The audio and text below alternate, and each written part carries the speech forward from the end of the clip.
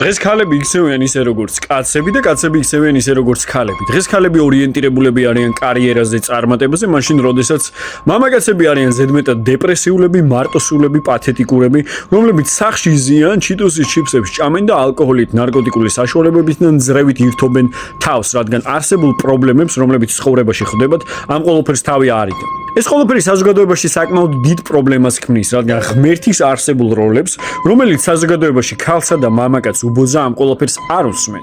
შენ უსმენ სისტემას. სისტემა კიდე მოწოდებული არ არის იმაზე, რომ შენ გაიმარჯო. სისტემა არის მოწოდებული იმაზე, რომ შენ არ იყო ძლიერი მენტალურად, ფიზიკურად და ფინანსურად. ამ ყველაფერს რაც უფრო ადრე გაიაზრებ, მით უფრო მალე აღმოჩნდები დადებით რეალობაში. მივიღეთ რეალობა, სადაც ქალერთობას ვერ იჭერენ მამაკაცებთან, რადგან მამაკაცებში ვერ ხედავენ კაცებს და კაცები არიან დეპრესიულები, რომლებსაც თვითმკვლელობისკენ აქვთ მიდრეკილება.